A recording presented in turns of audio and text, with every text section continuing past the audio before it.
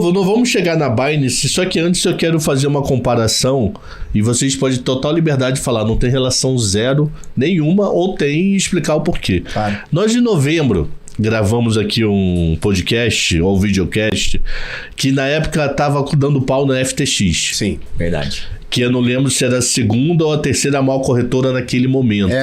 Possivelmente era a segunda maior. E que tinha um problema de FTX Estados Unidos, FTX global, criação de moeda. Só para recordar rapidinho, o que foi o FTX e o que deu a história? Falo eu? Como quiser. Eu só falei você porque foi... A gente só falou de FTX naquele programa. Não, a FTX foi um grande golpe na prática, né? Depois, com as informações foram saindo, a gente percebeu que era isso mesmo. Era uma corretora de criptomoedas que ficou muito grande. Ela tinha apoio do Estado, inclusive, para existir. E o que eles fizeram ali, eles emitiram uma moeda que chamava FTT, né, que era um FTT, né? FTT era o token da corretora.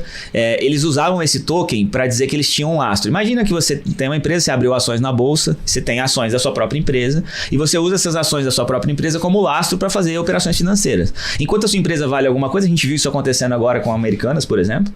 Enquanto a sua empresa tem algum tipo de valor, o seu lastro tem valor. Se as suas ações caem na bolsa, o seu lastro deixa de ter valor. E foi o que, no final das contas, aconteceu com a FTX. Só um dado cultural. A B3 não aceita a ação da B3 como garantia de nenhum produto dentro da B3. Da B3, tá. Não, que é o caso igual a esse. Tá, entendi, ele garantia ele mesmo. A B3 fala, eu não posso me autogarantir. Então, se você tiver ação da B3 e operar derivativo, o B3 não vai ser usado como margem. E eles tinham o saldo dos clientes, né? Os depósitos dos clientes, eles usavam esse dinheiro para fazer outras coisas, para investir em outros projetos, para comprar outras empresas e tudo mais. Então, assim, eles não tinham o saldo dos clientes, que não deveria ser assim, porque se eu for lá depositar dinheiro na corretora para negociar minhas criptos, eles deveriam ter esse dinheiro meu segregado dos investimentos que eles têm da empresa de forma geral. Eles usavam esse dinheiro para fazer outras coisas. E, no final das contas, descobriram que eles não tinham lastro nenhum financeiro para tudo que estava acontecendo na empresa, que eles só tinham o FTT. Aí vem o CZ, né? Quando CZ é o cara da Binance. É o CEO da Binance. A gente já vai falar dele. A gente vai chegar nele daqui a pouco. Ele vem na época lá, percebem que está acontecendo esse rombo lá na FTX, começam a divulgar essa informação. O CZ fala assim: porra, não vale nada essa merda, eu vou vender tudo o FTT que eu tenho. E ele tinha bastante FTT porque ele era colateral que ele tinha também na própria Binance. E ele era investidor também da FTX. E ele era investidor da FTX também. Ele comprou uma parte, recebeu uma parte em FTT também, tinha todo Eles usavam esse dinheiro que eles imprimiram para fazer uma série de coisas. E aí, quando descobriram que isso tudo era um castelo de cartas, e o CZ dá um empurrão final ali. Quando ele nega a compra, né, por causa da auditoria nisso. Não, isso foi na sequência. Primeiro vem o tweet dele dizendo, olha, percebemos que a FTT não tem valor nenhum, vou começar a vender a mercado. Ele não fala exatamente com essas palavras. Sim, mas dá a entender isso. Dá a entender isso. Ele tinha 500 bilhões... desculpa, 500 milhões de dólares nesse token FTT, que é um castelo de cartas. E aí ele faz um tweet dizendo o seguinte, olha, a gente não vê mais valor nessa parceria com a FTX e no período, eu não vou lembrar agora se são 2 meses, mas no período agora de 2 ou 3 meses ou 6 meses, não vou lembrar, mas no período de X tempo a gente vai se desfazer dessa posição de 500 milhões de dólares. E aí o mercado... E a gente tem que entender que o CZ, ele não sou eu falando que eu vou vender 500 milhões. É assim, é o dono do mercado. É o cara hoje mais importante, a maior corretora, maior número de clientes. Ele era maior do que na época... Não, ele continua sendo a maior. Nós vamos falar do BO que tá acontecendo agora, continua sendo a maior assim. Mas assim, o market share deles é tipo assim, ó, 60% do mercado é Binance. Ele é tipo 4, 5 vezes o que era FTX, até mais? Puta, muito mais. Acho que era 10 vezes. 40% soma todo o mercado. Ele detém 60% da fatia, ele sozinho. Sozinho, né? Isso é uma dúvida. Na época, quando a gente gravou, que depois eu não acompanhei o caso, o problema era na FTX global e a FTX americana, por enquanto, estava quieta. Isso, tinha uma separação. Sim. E como é que foi o desenrolar disso? Chegou na americana? Não, chegou. Eles estão lá com o capítulo 11, né? Que é a lei de falência, aquela coisa toda lá. E acabou, a FTX acabou. Aquilo ali é um castelo de cartas.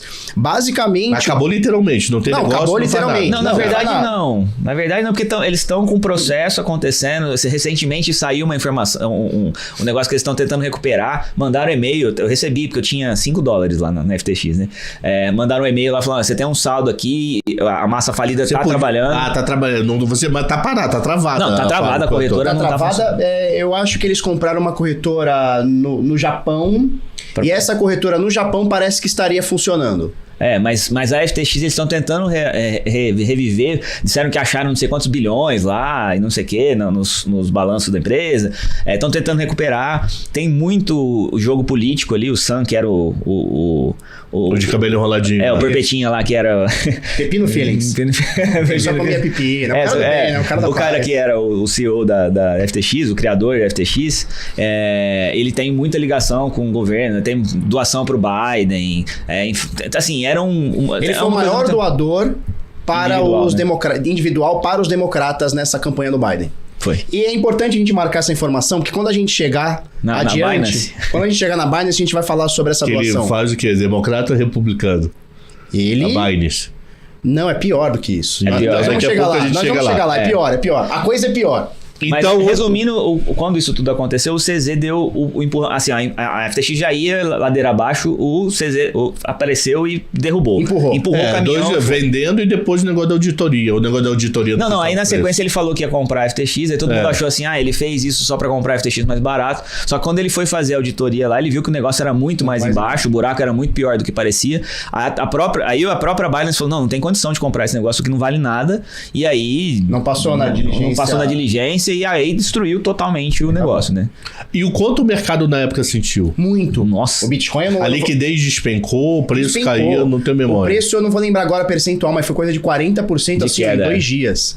E detalhe, o Bitcoin já tinha caído 60%, que a gente já tinha iniciado um bear market ali a partir de iniciozinho de 2022, né? Início de 2022. A gente já tava num bear market, então o Bitcoin já tinha batido o topo histórico em $69 mil e já tava ali na casa dos 30. Cara, ele foi pra 15 assim, ó, em questão de 5 dias.